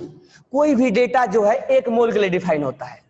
अगर उसके कोएफिशिएंट में 2 आया तो 2 से मल्टीप्लाई करो, हाफ आया तो हाफ से मल्टीप्लाई करो, बस इतना ही इसमें कंसेप्ट है, और कोई कंसेप्ट नहीं है। जैसे यहाँ 2 आया कोएफिशिएंट में, 2 से मल्टीप्लाई करो, यहाँ 2 बार आया तो 2 बार करना पड़ेगा। यहाँ बॉन्ड डिसोसिएशन एनर्जी 1 के लिए डिफाइन है, तो यहाँ पर 2 आया, अब यहाँ 2 मोल आया ना, 2 मोल आया, इसलिए 2 टाइम्स से क्या हुआ? मल्टीप्लाई हुआ, क्योंकि आयनेशन एनर्जी 1 मोल के लिए डिफाइन होता है। और यहाँ तुम 2 मोल को, तुम बोलोगे सर 2 मोल नहीं है, 2 एटम है, ये 2 मोल के लिए बातें कर रहे हैं, हम लिख रहे हैं 2 एटम, लेकिन हम 2 मोल के लिए बातें कर रहे हैं। क्लियर हुआ? अब इसको तुम बैलेंसिंग अपने मन से करो, जैसा करना है वैसा कर सकते हो। ठीक है, और बैलेंसिंग करने के बाद ये चीजें ध्यान रखो किससे कितना मल्टीप्लाई करना है। ये बिल्कुल आसान है, इसमें कोई प्रॉब्लम नहीं है। अगर कोएफिशिएंट है तो उससे मल्टीप्लाई कर दो, कोएफिशिएंट है उससे मल्टीप्लाई कर दो, बराबर है। इसको इसमें तो तुम समझ ही गए हो क्या करना है। तो इस तरह से ऑक्साइड का आगे बना सकते ना, आगे बना सकते हो ना। अब चलो ध्यान से, आ गया ना सबको? चलो घर पे ट्राई करना, जिसको डाउट होगा व्हाट्सअप कर देना मेरे को, या बना बना के, इसमें रटने की जरूरत नहीं है। और इतना एग्जाम्पल्स मैंने करवा दिया तो कहीं पर रटने की तुम्हें कोई रिक्वायरमेंट नहीं है कि यहां पर हमें रटना है। अब दिमाग से उसको ये चीज क्यों आया, हम क्यों कर रहे हैं, उसके पास जवाब होना चाहिए हमारे पास, कि हम 2 से मल्टीप्लाई क्यों कर रहे हैं, क्योंकि एक ही लाइन का आंसर है, वो 1 मोल के लिए डिफाइन होता है। अगर 2 आ गया तो 2 से मल्टीप्लाई करना पड़ेगा, 1/2 आ गया तो 1/2 से मल्टीप्लाई करना पड़ेगा, बस सिंपल सा हेस लो लगा देना है, लिख देना है। ठीक है, अब ध्यान दो, 5 मिनट के अंदर जो मैं कल बताया था NaCl, थोड़ा सा क्रिस्टलाइन सॉलिड के बारे में बता रहा हूं। क्रिस्टलाइन सॉलिड, क्रिस्टलाइन सॉलिड में क्या होता है, जैसे एटम जो होते हैं, वो सॉलिड के अंदर जो एटम होते हैं, सॉलिड के अंदर जो एटम होते हैं, क्रिस्टलाइन सॉलिड में जो एटम होते हैं, अब सॉलिड का मतलब सॉलिड में भी 2 टाइप होता है, समझ में आ गया था ना कल, एमॉर्फस सॉलिड और क्रिस्टलाइन सॉलिड। तो क्रिस्टलाइन सॉलिड में जो ज्योमेट्री इसके अंदर निकल के आता है, जैसे ये क्यूब निकल के आया, ये क्यूब बार बार रिपीट होगा, जैसे मान लो अपार्टमेंट बना हुआ है, सोसाइटी बना हुआ है, तो सोसाइटी में एक जैसा घर कई बार रिपीट हो जाता है, तो उसी तरह से इसमें भी एक क्यूब जो है बार बार रिपीट हो जाएगा। अगर हम इसको देखेंगे तो सोचो एक्सपेरिमेंट कैसे किया गया होगा, ठीक है, ये 3D में 2D में नहीं है। अब इसके अंदर क्यूब निकल के चला है, क्यूब बार बार रिपीट होगा, तो क्रिस्टलाइन में एक ही जैसा क्यूब बार बार रिपीट होता है। जो ये क्यूब है इसको हम यूनिट सेल बोलते हैं, इसको बोलते हैं यूनिट सेल। हालांकि 12th क्लास में पढ़ाऊंगा, बट थोड़ा सा मैं बता दे रहा हूं, that is called unit cell. Unit cell वो छोटा पार्ट जो बार बार क्या हो, रिपीट हो, दैट इज नोन एज, यहाँ क्यूब बार बार रिपीट हो रहा है तो हम क्यूब को बोल देंगे यूनिट सेल। अब इस यूनिट सेल में जो एटम होता है वो 3 तरीके से होता है, तो हम यहाँ क्यूबिक यूनिट सेल बता रहे हैं। यूनिट सेल 7 टाइप के होता है, लेकिन हम यहाँ क्यूबिक यूनिट सेल बोलेंगे, क्यूबिक यूनिट सेल। तो यहां पर एटम केवल कॉर्नर पे हो सकता है, ओनली कॉर्नर, ओनली कॉर्नर। अब किस किस सॉलिड में केवल कॉर्नर पे होगा वो हम बाद में सोचेंगे, केवल कॉर्नर पे होगा, और कॉर्नर प्लस फेस पे होगा, और कॉर्नर प्लस बॉडी में होगा। अब कुछ सॉलिड ऐसे हैं जिसके अंदर एटम केवल कॉर्नर पे होते हैं, कुछ सॉलिड ऐसे हैं जिसके कॉर्नर और फेस दोनों पे होते हैं, और कुछ सॉलिड ऐसे हैं जिसके कॉर्नर और बॉडी में होते हैं। जिसके कॉर्नर पे होते हैं उसको सिंपल क्यूबिक सेल बोलते हैं, सिंपल क्यूबिक सेल बोलते हैं, जिसको शॉर्ट में SCC बोला जाता है। और जिसका कॉर्नर प्लस फेस पे होगा उसको बोलते हैं face centred, face centred cubic cell, इसको हम बोलते हैं FCC, शॉर्ट में FCC। और इसको बोलते हैं body centred, body centred cubic cell, जिसको शॉर्ट में बोलते हैं BCC। यानी कॉर्नर तो कॉमन है सब में, कॉर्नर के साथ साथ अगर फेस पर रहेगा तो FCC बोलते हैं, और कॉर्नर के साथ बॉडी में रहेगा, बीच में रूम जो बैठे हो रूम में वो बीच में अगर बोल रहे तो एटम, यानी फुटबॉल समझना है, ठीक है। जैसे एक मैं डायग्राम निकाल दे रहा हूं, यहां पर एटम्स जो है, अब कुछ जो सॉलिड है, जैसे अब NaCl क्या बनाता है, तो देखो NaCl ये बनाएगा जबकि CaCl बनाएगा। एक एग्जांपल भी लिख दे रहा हूं, CaCl is example of BCC और NaCl इज एग्जांपल ऑफ। अब आयरन में FCC बनता है, आयरन के अंदर जो एटम चिपके होते हैं वो FCC बनाते हैं, बरोबर है क्या? आयरन के अंदर एटम FCC बनाते हैं। अल्कली मेटल, अल्कली मेटल के अंदर BCC बनाया जाता है, तो सब बाद में हम डिस्कस करेंगे, ठीक है। तो एटम यहाँ पर क्या कहाँ रहेगा, केवल कॉर्नर पर रहेगा, कॉर्नर पर रहेगा, इसको हम सिंपल क्यूबिक का नाम देते हैं। यहां ध्यान देना, यहां मैं बना रहा हूं, ये SCC है, यहां एटम जो होगा वो कॉर्नर के साथ साथ फेस पे भी रहेगा। यहां जो एटम रहेगा FCC में वो कॉर्नर के साथ साथ फेस पे भी रहेगा। ये कितने कॉर्नर हो गए, 8। अब उसके साथ साथ कहां रहेगा,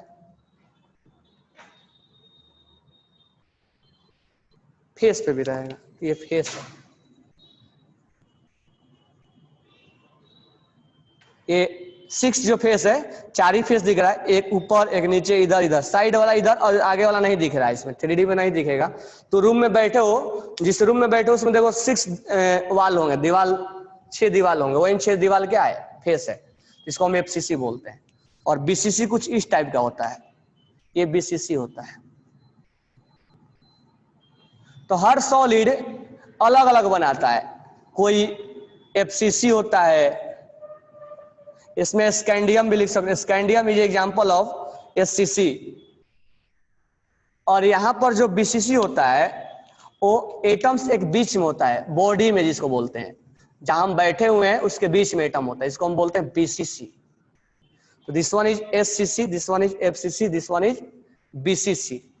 तो अलग अलग सॉलिड अलग अलग बनाते हैं, ठीक है। अब आगे ध्यान देना, अब हमें यहां पर केवल पढ़ना है NaCl और CaCl, आयनिक के लिए पढ़ना है, बाकी के लिए हमें नहीं पढ़ना है, बाकी के लिए 12th क्लास में पढ़ेंगे। तो हमने कल आपको बताया था कि NaCl क्या बनाता है, FCC बनाता है, FCC बनाता है। अब हम डिटेल में ऐसे बोलेंगे कि इसके अंदर जो Cl माइनस है, Cl माइनस कहां ऑक्युपाई होगा? Occupied at corner plus face. जो Cl माइनस होगा वो कॉर्नर पे होगा और फेस पे होगा, कॉर्नर पे होगा और फेस पे होगा, ठीक है। तो Cl माइनस यहां होगा, यहां होगा और यहां होगा, यहां होगा, यहां होगा, यहां होगा, यहां होगा और यहां होगा, और कहां होगा? फेस पे होगा। ये फेस है, ठीक है, मैं ब्लैक से बना रहा हूं। ये फेस है, ये 6 फेस है, एक नीचे, 2 सामने वाला नहीं दिख रहा है, 3, ये 4, ठीक है, एक आगे और एक पीछे नहीं दिख रहा है, मैं नहीं बना रहा हूं, 4 ही बना रहा हूं, एक आगे वाला एक पीछे वाला नहीं बना रहा हूं, ठीक है। तो यहां पर अब बात रहा कि Cl माइनस Na प्लस कहां रहेगा? तो Na प्लस जो होता है वो हम ये लिखेंगे, Na प्लस ऑक्टाहाइड्रल वॉइड में होता है, ऑक्टाहेड्रल, ऑक्टाहेड्रल वॉइड में होता है। अब ऑक्टा वॉइड क्या होता है? तो जब ये एटम्स आपस में जमते हैं, बरोबर है, तो इनके बीच में खाली जगह रह जाता है, इस खाली जगह को बोलते हैं वॉइड, वैकेंट स्पेस को बोलते हैं वॉइड। तो इनके जगह अभी दिखेगा नहीं, मैं 12th क्लास में दिखाऊंगा कि ये कैसे इसके अंदर जगह खाली दिख रहा है। तो अभी मैं ये बता नहीं रहा हूं कि कैसे इसके अंदर खाली जगह है, यहां पर खाली जगह मिलेगा, ये Na प्लस का जगह है, ये खाली जगह मिलेगा। इस चीज को बाद में इमेजिन करवाऊंगा मैं 12th क्लास में। तो यहाँ पर Na प्लस खाली जगह है, यहाँ जितने भी ब्लू मार्कर है वो सारे के सारे Na प्लस है, यानी 12 एज है और 12 एज पे ये होते हैं, 12 एज पे हो गया ना, 1 2 3 4 5 6 7 8 9 10 11, और कहाँ रह गया? एक इस पे रह गया 12, और एक कहाँ रहेगा? बीच में, सेंटर में रहता है, ठीक है। तो ये है किसका किसका? ये है Cl माइनस, Cl माइनस, जहां ब्लैक दिख रहा सब Cl माइनस है, Cl minus, Cl minus, Cl minus, Cl minus, Cl minus, और 2 महीने ही लिखा हूं फेस वाला। ये है Na प्लस, ये है Na प्लस, सोडियम जो है वो Na प्लस, जो ब्लू मार्कर है वो Na प्लस है, Na plus, Na plus, Na plus, Na plus, Na plus, Na plus, Na plus, ये जितने ब्लू मार्कर है सब Na प्लस है। अब बात रहा ऐसा कि ये क्यूबिक यूनिट सेल FCC इसी को बोला जाता है, जहां पर ये यहां रहेगा और Cl यहां रहेगा, ठीक है। अब ध्यान से सुनना, अगर मैं एक सर्कल को यहां रख दूं 2D में, तो इसको 4 रूम क्या करेंगे? डिस्ट्रीब्यूट करेंगे। सोच लो तुम जिस रूम में बैठे हो उस रूम में 4 रूम नहीं, बुक रख दो और एक सर्कल बना दो। तो 4 हमने बुक रख दिया और एक सर्कल बना दिया, तो हमारे हिस्से में, ये मान लो हमारा है, हमारे हिस्से में कितने मिले? 1/4। अब तुम क्या करो, एक उसके जो बुक रखे हो नोटबुक, उसके कॉर्नर पे एक फुटबॉल रखो और उसको 3D में डिस्ट्रीब्यूट करो, क्योंकि एटम 3D में होते हैं। एटम क्या होते हैं? 3D में होते हैं। तो यहां पर इसके ऊपर एक और ऐसे रखो, तो ये जो एटम हो जाएगा हमारे हिस्से में 1/8 ही मिलेगा, यानी कॉर्नर पे डिस्ट्रीब्यूशन, कॉर्नर पे शेयरिंग, इसको बोला जाता है शेयरिंग एट कॉर्नर। शेयरिंग यानी जो ये क्यूब है, बाजू वाला क्यूब भी उस एटम्स को अपने हिस्से में लेके जाएगा, यानी ये जो एटम है वो बाजू वाला जो क्यूब होगा, क्योंकि एक क्यूब नहीं है ना, इसके ऊपर भी क्यूब है, नीचे भी क्यूब है, साइड में क्यूब है, या जो आप क्यूब गेम खेलते हो उस क्यूब को 8 लगा दो ऐसे, 1 2 3 4, और 4 ऊपर से रख दो, 8 वैसा क्यूब रखो, बीच में फुटबॉल रख दो। तो शेयरिंग एट कॉर्नर इज 1/8। अब फेस पे रख दो, फेस पे रखोगे तो शेयरिंग एट फेस, तो फेस पे आधा फेस उधर होगा, उस रूम के जाएगा, और आधा फेस हमारे को जाएगा। ये मान लो रूम है और यहाँ फुटबॉल रख दिए, तो आधे हमारे हिस्से में जाएगा और आधे उसके हिस्से में जाएगा, तो फेस पे शेयरिंग 1/2 होता है। और एज पे रखोगे, एज पे, यहाँ पे एज पे शेयरिंग 4 का होता है। अब सोचो कैसे, यहां रखोगे तो ये वाला रूम लेके जाएगा और ये वाला रूम लेके जाएगा 2, और 2D में 2 लेके गया ना, अब 3D में कितने लेके जाएगा 4। तो एज पे शेयरिंग कितना होता है, एज पे शेयरिंग समझ में आया? तो एज पे शेयरिंग कितना हो। अब हम क्या करते हैं कि अब एटम निकालते हैं, number of atom, number of atom. अब ये सब 12th क्लास हम पढ़ेंगे दोबारा, ठीक है। तो नंबर ऑफ एटम, अब मुझे बताओ number of Cl minus, Cl minus कहाँ है, कॉर्नर पे है। तो 12 कॉर्नर होता है, कितने कॉर्नर होते हैं 8, सॉरी 8 कॉर्नर है, तो 8 Cl है, कौन वाला, कॉर्नर वाला।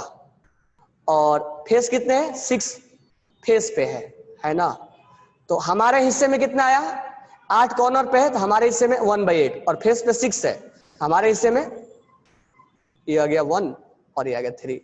यानी टोटल हमारे हिस्से में क्लोरीन कितना मिला, सबको मिला के थोड़ा थोड़ा पार्ट, थोड़ा इसका थोड़ा इसका थोड़ा इसका थोड़ा इसका, कितना मिला क्लोरीन, 4 क्लोरीन मिला हमें। और सोडियम कितना मिला Na+। तो 12 सोडियम कहाँ है, एज पे है, ये एज है, तो 12 एज पे, और एक कहाँ है बॉडी में, बीच में। तो बॉडी बीच वाला कहीं दूसरे के साथ नहीं शेयर करेगा, बीच वाला दूसरे के साथ शेयर करेगा क्या, तुम बीच में फुटबॉल रख दो किसी दूसरे के साथ जाएगा क्या, नहीं।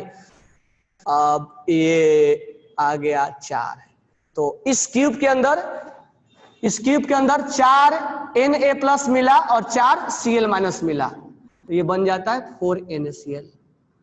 इतना कुछ में क्या क्या याद रखोगे, अब इतना मैं तो नहीं समझ पा रहा हूँ, कितना समझ भी पाए होगे। अगर इतना समझ पाए हो तो बहुत बेटर है, या नहीं समझ पाए हो तो 12th क्लास में हम समझाएंगे। तो इसमें क्या क्या समझ पाए हो और क्या क्या तुम्हें यहाँ तक अभी क्वेश्चन पूछा जाएगा, अगर एग्जाम में आएगा तो कुछ कुछ क्वेश्चन पूछा जाएगा।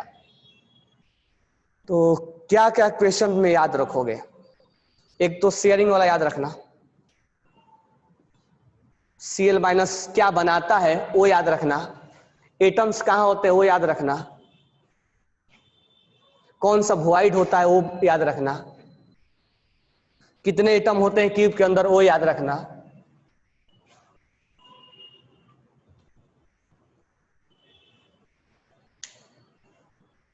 बाकी चीजें हम 12th क्लास में समझाएंगे, वो इमेजिन करवा देंगे आपको, इतना रटने की कोई जरूरत भी नहीं पड़ेगा। अभी मैं इमेजिन करवाने के, इस टॉपिक को पढ़ाने में इमेजिन करना है, तो इसलिए हम 12th क्लास में पढ़ लेंगे, ठीक है। अभी कोई ज्यादा फोर्स नहीं करना है कि हमें सीख लेना, अभी भी थोड़ा सा सीखो, क्योंकि 1-2 क्वेश्चन पूछेगा तो उसका हमें आंसर करना होगा।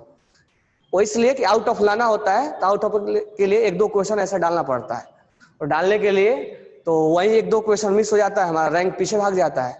अभी के लिए जो अभी तुम्हारा टेस्ट हो रहा है, तो हमारा रैंक पीछे ना भागे, वो 1-2 क्वेश्चन सही करवाने के लिए मैं बोल रहा हूँ। ऐसे 120 नंबर में 110 ना आ जाए हमारा, उसके लिए मैं बता रहा हूँ, ठीक है। और 180 में कहीं 160 ना आ जाए, उसके लिए आउट ऑफ के लिए बता रहा हूँ, कहीं उसमें आप गलती मत कर बैठो। तो रैंकर्स के लिए बोल रहा हूँ कि ये चीज बिल्कुल क्लियर होना चाहिए, मतलब अभी के लिए। बाकी तो हम बाकी जितने भी ये सब समझाएंगे हम धीरे धीरे। तो इसमें डाउट है तो आप बोलो, और डाउट तो बहुत होंगे, तो बस मैं इतना ही तुमसे बोलूंगा कि आप अभी याद कर लो, ठीक है। इतना याद कर लो, शेयर कैसे हुआ, इमेजिन इतना जल्दी जल्दी में बता दिया मैं, तो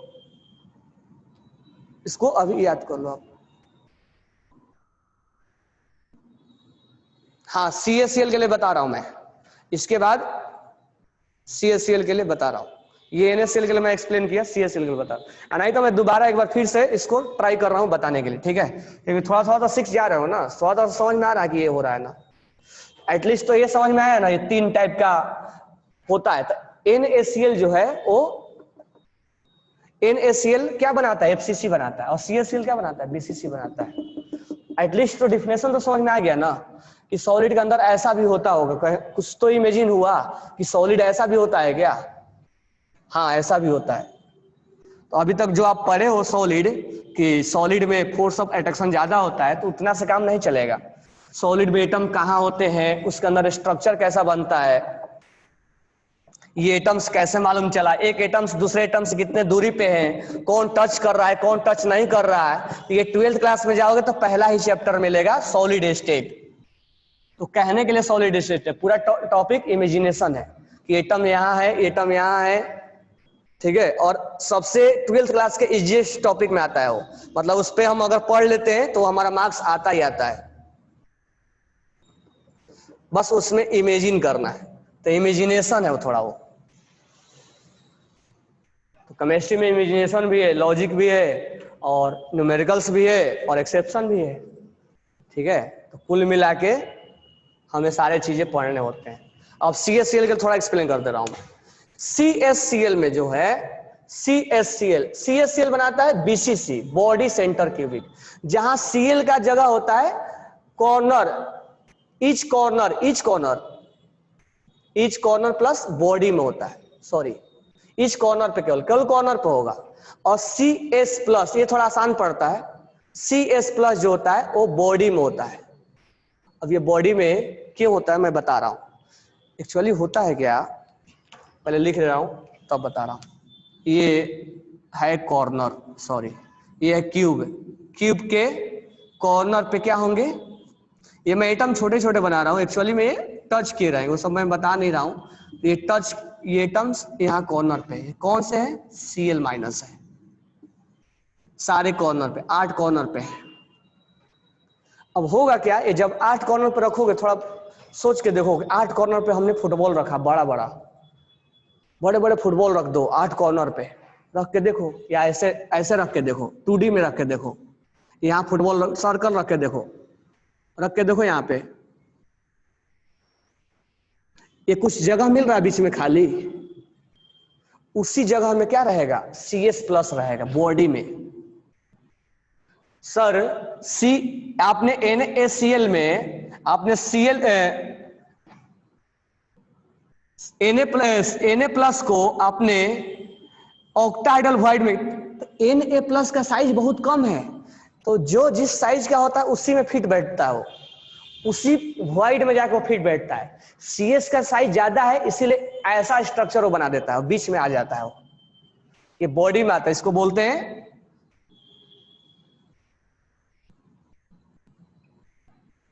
क्यूबिक वॉइड, बोलते हैं इसको क्यूबिक वॉइड। बॉडी में रहने का मतलब इसको बोलते हैं क्यूबिक वॉइड। ये केटाइन हमेशा वॉइड में ही रहते हैं, cation always found in void, ये क्यूबिक वॉइड बोलते हैं इसको, क्यूबिक वॉइड। यहां रहता है CS प्लस, बीच में जो खाली जगह मिलता है यही CS प्लस होगा। ठीक है, तो ये है Cl माइनस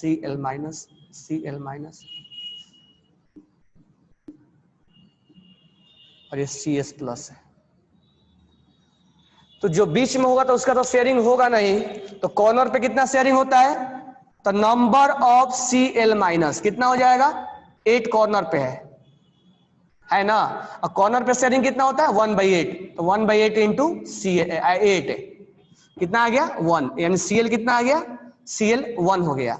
अब नंबर ऑफ CS प्लस, अब जो बीच में है, तो जो बीच में रूम के बीच में है वो किसी दूसरे से शेयर होगा क्या, कोई दूसरा रूम लेके जाएगा क्या, नहीं, तो इसका पूरा का पूरा पार्ट इसी रूम के अंदर है, इसका वैल्यू 1 ही होगा, यहाँ शेयरिंग नहीं होता, बॉडी में शेयरिंग नहीं होता है। तो टोटल कितना हो गया, CS 1 हो गया और Cl कितना हो गया 1, तो इसका फॉर्मूला हो गया CSCl। तो एक क्यूब के अंदर कितने CSCl, एक क्यूब के अंदर इन 1 क्यूब, 1 यूनिट सेल बोलते हैं, क्यूब नहीं बोलते हैं, 1 यूनिट सेल वही क्यूब है। एक क्यूब के अंदर एक CSCl होता है और 4 NaCl होता है। तो ये BCC बना, ये NaCl फॉर्म FCC और CSCl फॉर्म BCC। ये एटलीस्ट तो FCC और BCC जान गए ना क्या होता है, धीरे धीरे शेयरिंग भी जान जाओगे, थोड़ा शेयरिंग के बारे में सोचो और आगे चल के वॉइड भी जान जाओगे, तो 12th क्लास में वॉइड पढ़ाएंगे। ठीक है, तो इतना काफी है इस टॉपिक के लिए।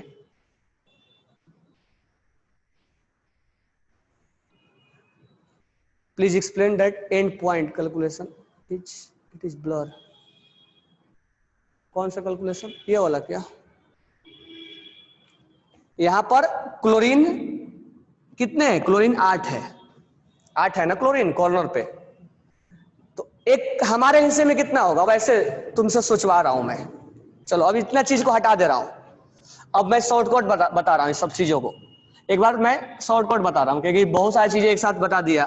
अब शॉर्टकट धीरे धीरे समराइज कर दे रहा हूँ मैं इसको। अब इसको मैं समराइज कर रहा हूँ क्योंकि हमें दो के बारे में पढ़ना है। इसके ऊपर एक न्यूमेरिकल पूछा जाएगा।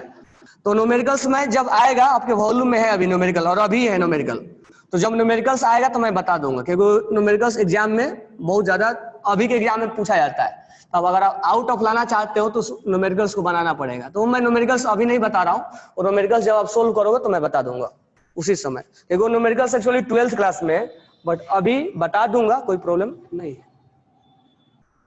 बराबर है। चलो अब थोड़ा सा समराइज कर दे रहा हूं। पहला पॉइंट NaCl, और एक तरफ मैं क्या लिख दूं, CaCl, दोनों को CaCl, क्योंकि दोनों के बारे में अभी ही पढ़ना है। ठीक है, तो ये मैं इसलिए समझ में आ गया क्यों मैं पढ़ा रहा हूं, आउट ऑफ लाने के लिए पढ़ा रहा हूं। नहीं तो मैं ये भी बोल देता कि 12th क्लास में पढ़ लो, पढ़ा दूंगा, वहां पर पढ़ लेना। अभी एग्जाम होंगे तो इसके ऊपर क्वेश्चन आएगा, तो छोड़ोगे तो रैंक पीछे भागेगा, इसीलिए मैं पढ़ा दे रहा हूं। अब यहां पर जो केटायन है, एनायन है, एनायन Cl माइनस, वो कहां रहता है, कॉर्नर पे और फेस पे रहता है। और केटायन जो है वो वॉइड में रहता है, Na+, वॉइड खाली जगह। वॉइड किसको बोलते हैं, वैकेंट स्पेस को, खाली जगह। जब एटम्स जमेंगे तो उनके बीच में खाली जगह रह जाता है, वैकेंट स्पेस रह जाता है। उस वैकेंट स्पेस में तो उस वॉइड का नाम अलग अलग होता है, कितने एटम से बना होता है, तो वॉइड भी अलग अलग टाइप का होता है। अभी देखो क्यूबिकल वॉइड लिया था मैंने नाम, और यहाँ ऑक्टाइडल वॉइड लिया, टेट्राइडल वॉइड भी होता है, ट्रायंगुलर वॉइड भी होता है, वॉइड अलग अलग टाइप के होते हैं। तो यहाँ होता है octahedral void, octahedral void. Octahedral void 6 atom से जनरेट होता है, 6 एटम से मिलके बना होता है। कैसे, तो थोड़ा सा बता दे रहा हूं। 1 एटम, 2 एटम, 3 एटम, 4 एटम, 4 के द्वारा ऐसा हुआ। तो ये तो एटम 3D में होंगे ना, 5वां एटम इसके ऊपर होगा, और 6ठा आइटम पीछे जाओ ब्लैक बोर्ड में, व्हाइट बोर्ड के इसके पीछे रख दो, तो यहाँ पर एक स्पेस क्रिएट हो जाएगा। इमेजिन हो रहा है, यहाँ पर 5वां बॉल ऊपर रखो और 6ठा बॉल व्हाइट बोर्ड के पीछे जाओ और पीछे से रखो, तो यहाँ बीच में एक स्पेस क्रिएट होगा, उसी को बोलते हैं। ये कितने एटम के द्वारा क्रिएट हुआ, 1 2 3 4 5, और एक पीछे रखे हो 6, इसलिए ऑक्टाहेड्रल वॉइड बोलते हैं। तो ये इमेजिन वहां करवाऊंगा, ठीक है, कॉर्नर पे। अब number of atom sharing at corner, sharing corner पे कितना होगा, 1/8। थोड़ा सा इसको समझ सकते हैं। तुम जहां बैठे हो रूम में, उस रूम पे एक फुटबॉल रखो, पहले सर्कल रखो। यहाँ जो नोटबुक पे लिख रहे हो उस नोटबुक पे एक सर्कल बनाओ और 4 नोटबुक लगा दो, वहां पे कॉर्नर को टच करवा दो। अब बताओ, मान लो ये तुम्हारा नोटबुक है और ये तुम्हारे सिस्टर ब्रदर के, तो तुम्हारे नोटबुक में सर्कल का कितना पार्ट आया, 1/4 पार्ट आया। अगर इस सर्कल को हम नहीं मान के, एटम क्या होता है, एटम 3D में होता है, एटम होता है स्फेरिकल होता है, और ये 3D में होता है। हम ये सर्कल मान के नहीं बोल सकते, हमें यहाँ फुटबॉल रखना पड़ेगा।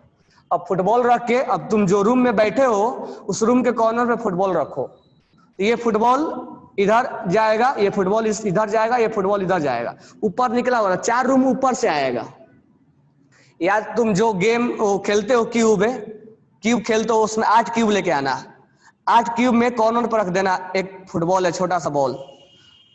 तो बीच वाला जो कॉर्नर वाला होगा, अब बोलोगे सर ये वाला कॉर्नर, तो ये वाला कॉर्नर, अब मैं इस पे क्यों बता रहा हूं, ये वाला कॉर्नर अभी आगे जाएगा, बराबर है क्या, ये यूनिट सेल कंटिन्यू रहेगा, ये कभी डिसकंटिन्यू नहीं हुआ है, ये कंटिन्यू मिलता जाएगा। तो सर इसी पे क्यों समझा रहे, इस कॉर्नर पे नहीं होगा क्या, हाँ इधर भी होगा ना, ये एक यूनिट सेल, इसके बाजू वाला यूनिट सेल, ऊपर नीचे सब यूनिट सेल ही यूनिट सेल भरा हुआ है। यहां भी सोचोगे तो ये 1 2 3 4 और 4 ऊपर से, तो हर कॉर्नर अपने आप में 8 से डिवाइड होता है। हम एक पे क्यों बता रहे हैं, अब यहाँ यूनिट सेल कंटिन्यू आएगा ना, तो कॉर्नर पे शेयरिंग 1/8 का होता है। शेयरिंग एट फेस, फेस क्या है, ब्लैक बोर्ड मान लो, ब्लैक बोर्ड फेस है, और इसमें एक लाव फुटबॉल रख दो, तो आधा फुटबॉल हमारे हिस्से में रहेगा और आधा फुटबॉल उस रूम के हिस्से में चला जाएगा। तो हमारे हिस्से में कितना मिला, 1/2। या जाओ खिड़की से आधे लटक जाओ, आधे उस रूम में जाओगे और आधे इस रूम में आ जाओगे, तो आधे हिस्से हमारे हिस्से से मतलब है, ठीक है। Edge, sharing at edge, edge पे कितने होंगे? अब ये है एज, ये है एज। एक अब नोटबुक यहां रखो तो कितना हुआ? आधा इसके हिस्से में, आधा इसके हिस्से में, 1/2। लेकिन ये 2D में है। अब ऊपर से 2 नोटबुक और रख दो, या अपने रूम के जो ये वाला पिलर वाला जो है उसको समझो, वहां पे फुटबॉल रख दो। तो ये एज, ये जब बॉल रखोगे तो हमारे हिस्से में 1/4 मिलेगा, क्योंकि यहाँ भी एक और रूम होगा, यहाँ भी। तो ये याद रखना है शेयरिंग, ये याद रखना है आपको कहाँ कहाँ कौन रहता है। अब number of atom, number of atom कौन वाला? ऑफ Cl- वाला कितना है? Cl- कहाँ है? तो 6 Cl- कहाँ है? कॉर्नर पे, सॉरी 8 कॉर्नर होता है ना, और 6 फेस है। तो हमारे हिस्से में कितने मिले? तो 8 कॉर्नर पे हमारे हिस्से में 1/8, और 6 है तो हमारे हिस्से में कितना हो गया? ये 4। और नंबर ऑफ Na+ कितना हुआ? Na+ कितने हैं? Na+ कितने हैं? सॉरी, एज पे है। तो एज कितना होता है? 12 एज होता है कि नहीं होता है? 12 एज। क्यूब के अंदर कितने एज होते हैं? 12 एज होते हैं। तो 12 एज यहाँ पे होता है। और एक जो वॉइड क्रिएट होता है वो बीच में भी होता है, वो बाद में समझ आएंगे 12th क्लास में। तो बॉडी में एक वॉइड होता है, एक बॉडी में Na+ होता है, बरोबर है। तो 12 इंटू शेयरिंग कितना हुआ? 1/4। और बॉडी जो बीच में रहेगा वो कहाँ जाएगा? तो किसी दूसरे से शेयर नहीं होगा, ये कंप्लीट 1 होगा। ये कितना आ जाएगा? 4। तो Na+ की संख्या 4 और Cl- की संख्या 4। तो एक क्यूब के अंदर कितना, एक FCC के अंदर कितना NaCl मिल गया? इन ए FCC यानी फेस सेंटर क्यूब 4 Na+ मिला और 4 Cl- मिला, यानी 4 NaCl मिला। और that is called NaCl form FCC, लिखा ना मैंने, NaCl form FCC। FCC unit cell होता है, that is called unit cell. Unit cell मतलब क्यूब होगा, और क्यूब के एटम कहाँ होंगे? कॉर्नर पे होगा और फेस पे होगा, और जो बाकी जगह बचा होगा उस पे केटाइन होगा, वाइड में केटाइन होंगे। और यहाँ अब यहां समझ लो CS+, CSCl, CSCl, CSCl आसान है, ये बनाता है BCC। BCC मतलब Cl कॉर्नर पे होगा, केवल कॉर्नर पे, यानी 6 Cl- कॉर्नर पे होगा, सॉरी 8। और CS+ बताया था जब कोई चीज कॉर्नर पर रखोगे तो बीच में स्पेस क्रिएट होता है, होगा कि नहीं होगा? उस स्पेस में कौन रहेगा? CS+। इसको बॉडी क्यूबिक वॉइड बोलते हैं। तो सर इसमें ये ऑक्टाइडल में क्यों रह रहा था, इसमें क्यूबिक में क्यों रह रहा है? साइज की वजह से, साइज ज्यादा है इसका, तो ये बीच में रहेगा, बीच में शेयरिंग नहीं होता है। CS+ बॉडी में रहता है, इसको बॉडी में बोल दिया जाता है, ठीक है। तो एटम्स कहाँ कहाँ हो गए? कॉर्नर पे और बॉडी में, इसलिए नाम पड़ गया PCC। तो नंबर ऑफ Cl- कितना हो जाएगा? 8 है। शेयरिंग कितना होता है? 1/8। कितना आ गया? 1। नंबर ऑफ CS+ कितना हो गया? ये बॉडी में, बीच में कहीं शेयरिंग नहीं होता है, 1। तो ये 1 हो गया। CS कितना है? 1। Cl कितना है? 1। तो एक क्यूब में इन ए BCC कितना CSCl मिला? 1 CSCl मिला। इतना ही एनफ है। एक न्यूमेरिकल पूछा जाएगा, वो आपसे मैं बोलूंगा। तो एक न्यूमेरिकल जो आपसे पूछा जाएगा वो मैं जब आएगा उस समय आपको डिस्कस करके दूंगा, बरोबर है। इतना चीज समझ में आ गया होगा। अनाइज भी थोड़ा कम या ज्यादा समझ में आया होगा तो हम आगे सॉलिड स्टेट में समझेंगे, ठीक है। ठीक है, तो आज पेपर 2